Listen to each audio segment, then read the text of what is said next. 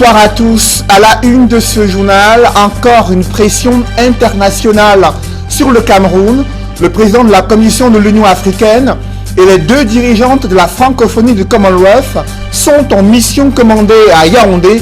Objectif officiel, accompagner le pays vers une sortie de crise. Cette mobilisation des organisations internationales intervient au lendemain de l'annonce du boycott du MRC pour les élections législatives et municipales. Vous suivrez dans ce journal la réaction de la classe politique et nous ferons le point sur le dépôt des dossiers de candidature pour ces élections législatives et municipales dans les antennes de l'ECAM, dans la région du centre, du littoral et de l'ouest. La dégradation des routes dans la ville de Douala continue d'être une préoccupation majeure pour les populations. Elle déplore le manque d'entretien et d'aménagement routier depuis de nombreux mois. La communauté urbaine, sur le banc des accusés, pointe du doigt les tensions de trésorerie. Elle vient d'annoncer l'accélération des travaux. Ces promesses peuvent-elles être tenues au regard de l'expérience passée? Nous en parlerons dans ce journal.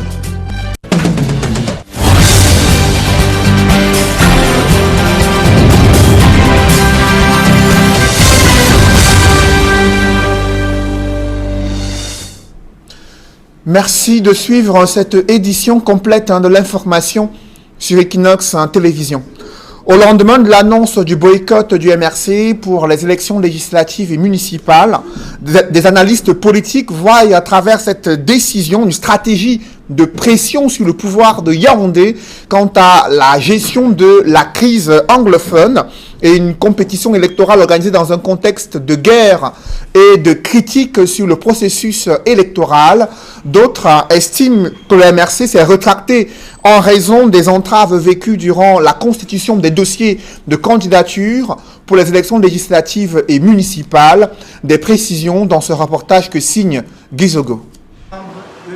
24 heures après sa décision de boycotter les municipales et législatives de 2020, le MRC explique qu'il s'agit d'une position issue de sa base et non de Maurice Kamto. La décision de ne pas prendre part aux élections couplées n'est pas une décision personnelle du président Maurice Kamto, président national du MRC, mais c'est une décision du Conseil national du parti qui regroupe, en plus de membres du directoire national, l'instance dirigeante du parti, les membres du Conseil des sages, les membres du Conseil national de médiation et d'arbitrage et les secrétaires régionaux. Le politiste Aristide Mono y lit quant à lui la conséquence des entraves du processus électoral et le contexte sociopolitique. Le contexte actuel, déjà le code électoral qui ne permet pas à ce qu'il y ait réellement un jeu libre et transparent. Il y a également la mobilisation des ressources avec la captation des ressources étatiques par le parti dirigeant. Dans cette optique, le MRC relève une adhésion massive de ses militants à cette décision. Il y a eu une large consultation de la base. La base a approuvé cela, la base a applaudi. La base est d'accord d'une manière générale avec la décision prise par le Conseil national. Pour le politiste Aristide Mono, il est question au MRC d'indisposer le pouvoir. De conjurer de façon spectaculaire le paramétrage du jeu électoral, de dénoncer de façon spectaculaire aussi l'état du système électoral au Cameroun, de vouer aux hégémonies les institutions en charge de ces élections et pourquoi pas délégitimer publiquement le président de la République. Bien plus, selon le politiste Aristide Mono, les conséquences de cette décision peuvent s'avérer encore plus néfastes pour le SDF. Il serait incompréhensible aux yeux d'une certaine opinion anglophone que le MRC reste dans la solidarité et que le Social Democratic Front, qui doit porter des aspirations de ces régions, soit plutôt de mèche avec le régime pour faire tenir ces élections. Absent des élections locales, le MRC annonce poursuivre la bataille politique. Le MRC continue à travailler. Nous allons continuer à travailler, à sensibiliser les Camerounais, surtout à leur rappeler le devoir de patriotisme qui implique qu'ils ne doivent pas, quelles que soient les conditions, participer à cette élection du 9 février 2020. En somme, un nouveau chapitre de sa confrontation avec le pouvoir s'ouvre. Dans ce chapitre politique, la décision du MRC de ne pas prendre part aux élections législatives et municipales enflamme la toile. Certains analystes politiques dénoncent un manque de maturité politique de la part du MRC.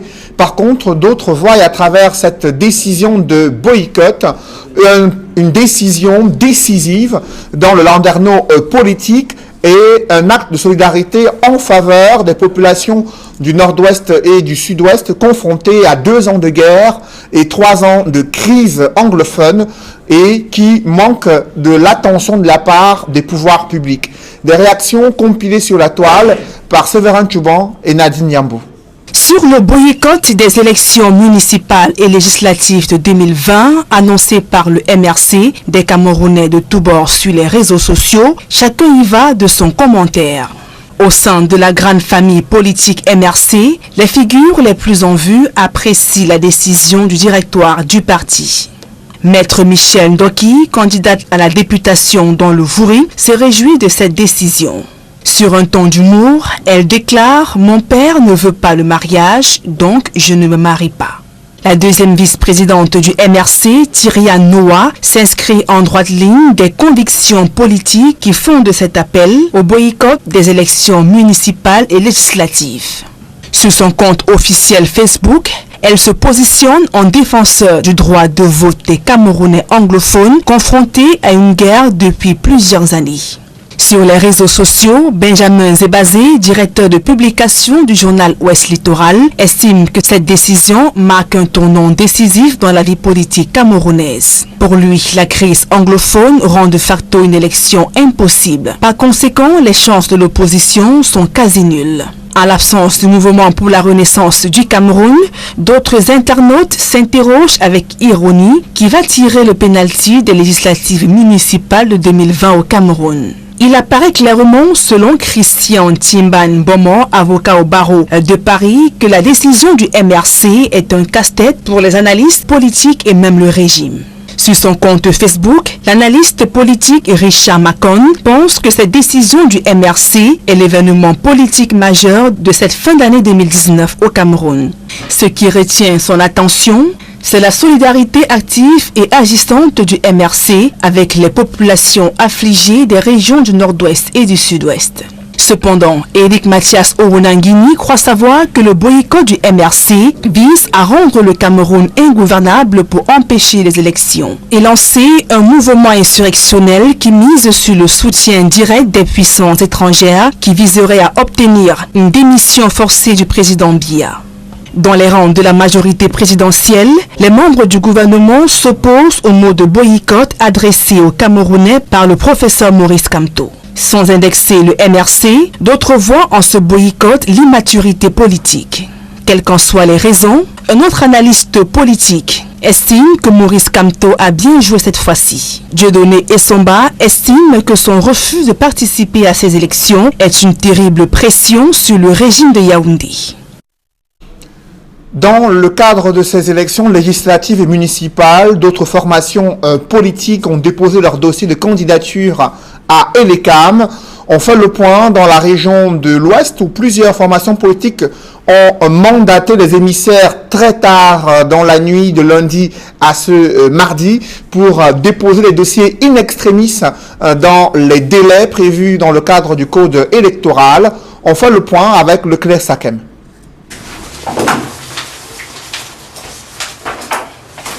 La nuit a été longue à l'antenne régionale et démembrement d'élections de Cameroun pour l'Ouest en ce jour de fermeture des dossiers de candidature pour le double scrutin de février prochain. C'est tard dans la nuit que les cadres de certaines formations politiques ont frappé aux portes pour faire enregistrer leur liste. Nous avons été un peu bousculés par les responsables de formations politiques qui nous ont pas facilité la tâche, qui sont venus généralement dans les antennes communales autour de 21h45 à minuit moins, et cela n'a pas été facile pour nous de recevoir les dossiers et de pouvoir transmettre à temps à la direction générale des élections. Pour les consultations municipales, on dénombre 14 partis politiques en liste dans la région du Soleil couchant. Le RDPC présente 40 listes pour les 40 communes que compte cette région. Il est talonné par le SDS avec 14 listes, 10 pour l'UDC, 7 pour UMS. Le PADEC et l'UNDP présentent chacun 3 listes. Les autres partis politiques tels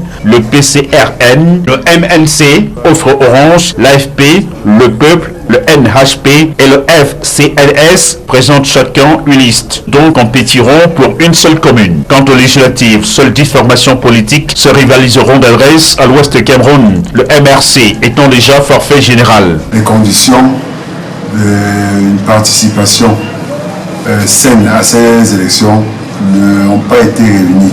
Rien ne nous présageait une élection qui puisse être transparente et saine.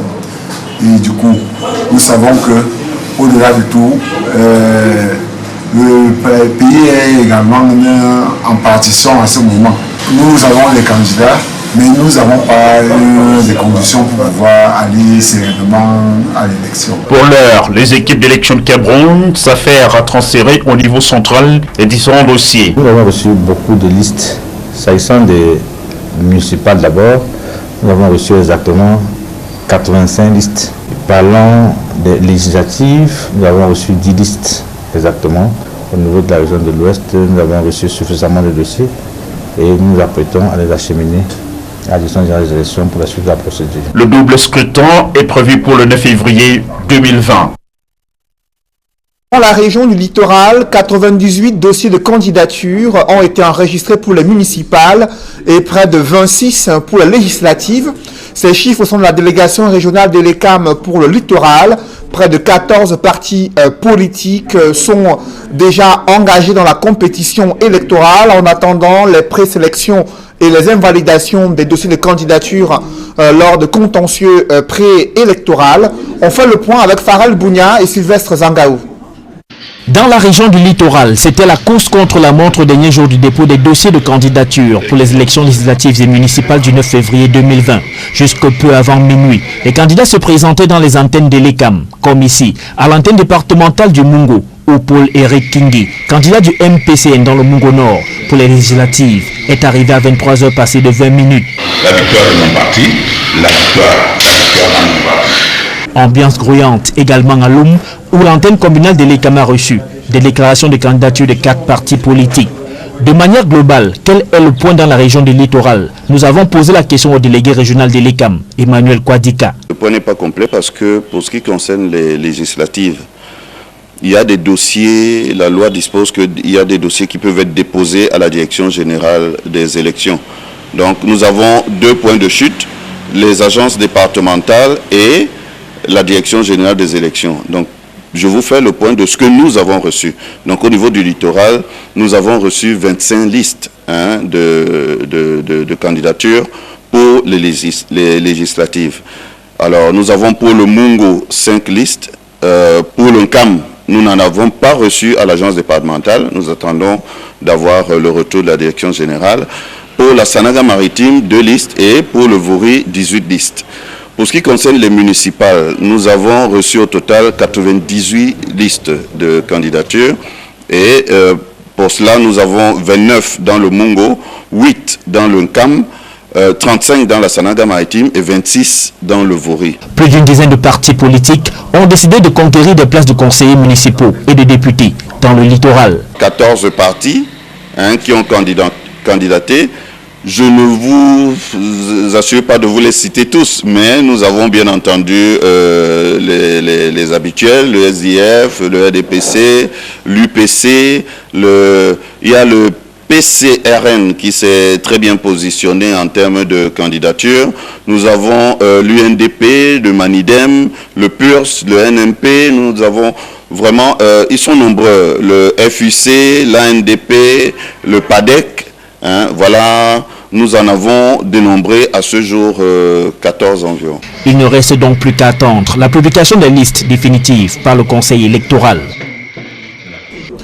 24 heures après la clôture du dépôt des dossiers, il est toujours impossible d'avoir le nombre exact des candidatures enregistrées sur l'ensemble du territoire pour les législatives et les municipales. À Yaoundé, une commission mise en place à la Direction générale des élections continue de compiler les dossiers reçus des démembrements communaux et départementaux d'élections de Cameroun avant de les transmettre au Conseil électoral. On voit tout cela dans ce reportage de Rodin Gassi et Aïk Cyril.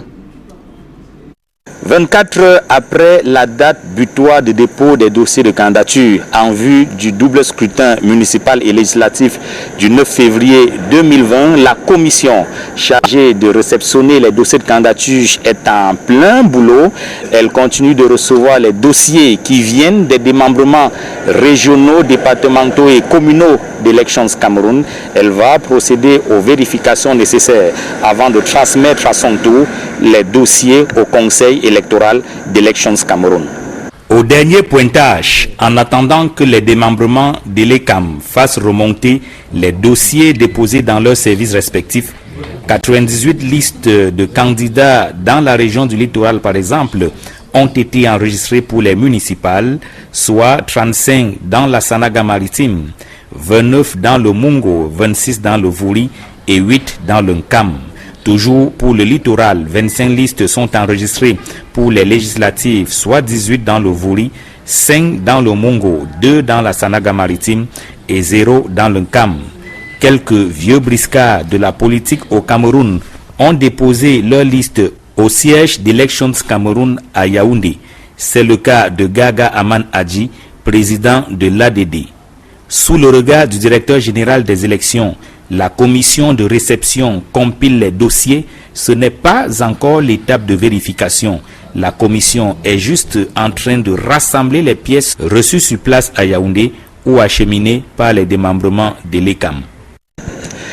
La commission chargée de réceptionner les candidatures continue de compiler les dossiers reçus des démembrements régionaux, départementaux et même communaux d'Elections Cameroun. À la fin de ce travail, la commission va remettre la copie au Conseil électoral qui devra donc se réunir tous les 15 jours en session de plein droit, le temps de procéder aux vérifications d'usage avant de publier la liste des candidats retenus pour le double scrutin municipal et législatif du 9 février 2020. En attendant, bien sûr, l'ouverture du contentieux préélectoral. Depuis le siège d'Elections Cameroun à Yaoundé, Rodrigue Ngassi, Aïk Cyril. Et quelles sont les étapes qui doivent suivre après la clôture du dépôt des dossiers de candidature pour les élections législatives et municipales? Que prévoit le code électoral? Je vous propose de suivre les explications de Emmanuel Kwa Dika, directeur régional de l'ECAM pour le littoral. On prévoit d'abord la transmission. Les agences départementales les chefs d'agence sont en train de se mettre en route pour déposer les listes de candidatures pour les législatives à la direction générale qui va transmettre au conseil électoral. Et les antennes communales, elles, ont 5 jours. Parce que pendant ces 5 jours, elles vont s'atteler à analyser les listes reçues pour apposer leurs observations et transmettre à la direction générale pour le conseil électoral. Donc, voilà pour ce qui nous concerne. Ensuite, à 60 jours de scrutin, le conseil électoral va publier la liste définitive, voilà, les listes qui sont retenues pour compétir. Et ceci va donc ouvrir le contentieux éventuel de contestation de cette publication-là. Alors pour cela, je précise que le tribunal administratif régional est compétent pour recevoir les contestations liées au municipal. Et pour cela, les contestataires ont 5 jours après la publication de la liste du conseil électoral pour saisir le tribunal administratif. Et le tribunal lui-même a aussi 5 jours pour statuer. Et quand il a statué, il envoie ses décisions au conseil électoral pour application simplement. Pour ce qui concerne les législatives, c'est le conseil constitutionnel qui est compétent. Et je vous rappelle simplement que les candidats, en déposant leur liste dans les agences départementales ou à la direction générale, les déposent une copie immédiatement au conseil constitutionnel. Et donc, s'il y a contestation, le conseil constitutionnel a reçoit ces contestations dans les 2 jours de la publication de la liste par le Conseil électoral et il a 10 jours pour statuer et après cela, on rentre dans ceux qui sont retenus définitivement. Dans le reste de l'actualité, c'est une mission internationale de haut niveau qui vient d'être dépêchée au Cameroun, un pays confronté à une crise anglophone et de nombreux défis sécuritaires. Ce mardi, Moussa Faki Mahamat a foulé le sol de Yaoundé. Le président de la Commission de l'Union africaine a été accueilli par le Premier ministre Joseph John Gouté. C'est dans le cadre de cette mission. Il y a également la secrétaire générale de la francophonie, Marie-Louise Mushikiwabo, et la secrétaire générale du Commonwealth, Patricia Scotland, ont annoncé leur arrivée imminente à Yaoundé sur le compte Twitter de la francophonie. Le programme de cette mission est axé sur des rencontres conjointes de haut niveau pour accompagner le Cameroun vers une sortie de crise. C'est du moins ce qu'a déclaré la francophonie sur son compte officiel Twitter. Et toujours dans le cadre de la diplomatie, il y a une visite officielle du gouvernement du côté de Washington, aux États-Unis, où une délégation camerounaise constituée des membres du gouvernement et hauts fonctionnaires, conduit par Félix Mbayou, ministre délégué auprès du ministre des Relations extérieures, ils ont eu une réunion avec le sous-secrétaire d'État américain chargé des affaires africaines, Tibor Nagui. La délégation camerounaise ont échangé durant la journée de lundi. L'information a été rendue publique sur le compte officiel du ministère des Relations extérieures du Cameroun. Délégation camerounaise constituée des membres du gouvernement et hauts fonctionnaires qui ont discuté avec le sous-secrétaire d'État américain chargé des affaires africaines. Ils n'ont pas évoqué l'objet des discussions entre les officiels camerounais et le diplomate américain en charge des affaires africaines. Pourquoi les routes ne cessent de se dégrader dans la ville de Douala sans un véritable entretien ou aménagement conséquent? La communauté urbaine de Douala, sous le banc des accusés, pointe du doigt des tensions de trésorerie. Cependant, elle annonce également un déblocage des fonds nécessaires pour l'accélération des travaux. Ces promesses sont-elles rassurantes au regard de l'expérience passée? Élément de réponse avec Donald Brice Kamgan. C'est l'une des raisons de la suspension de certains projets. La saison de pluie tire à sa fin. Les chantiers routiers prendront une vitesse de croisière dans la ville de Douala, indique la communauté urbaine. Ici, en présence des chefs d'entreprise adjudicataires des marchés de divers projets dans la ville, la CUD note les avancées enregistrées et les obstacles. L'un d'eux, le retard dans le paiement des décomptes. Nous sommes en charge d'un marché de réalisation de routes en pavés dans la ville de Douala, notamment le lot 2 en Kouloulou, le marché Bonsoir. Dans les problèmes que nous rencontrons sur ce tronçon-là actuellement, c'est la lenteur dans l'exécution et dans le paiement des décomptes par la communauté urbaine, puisque nous avons émis un décompte depuis le 5 mai 2018 jusqu'à présent, il n'est toujours pas appliqué. Cette question est revenue au cours de la rencontre. Conjugué aux pluies, le retard dans le règlement des décomptes plombe plus de 60 km de route à réaliser ou à réhabiliter dans la ville de Douala. C'est le cas de ce tronçon PK13 Lorbe-Soulendi où les travaux sont en arrêt. Réponse de la communauté urbaine, avant la fin de ce mois de novembre, les paiements devraient se faire au cas par cas. Ces contraintes aussi, le taux est en train de se desserrer. C'est pour cela que vous voyez que certains ont déjà repris sur le terrain. On va continuer à traiter au cas par cas pour que, avant la fin du mois, toute la machine soit ébranlée sur le terrain. Pour ce qui est des projets routes en pavé, la moyenne d'exécution se situe à près de 80%. Quant à l'éclairage public, de nombreuses AT de Douala en manque. La CUD s'en tient aux engagements des prestataires. Vous avez écouté les prestataires, l'éclairage public qui ont des marchés déjà signés, les ordres de service sont donnés, le matériel est déjà là et ils vous ont promis que d'ici 2 mois, vous allez voir comment la ville va se ragagnadir.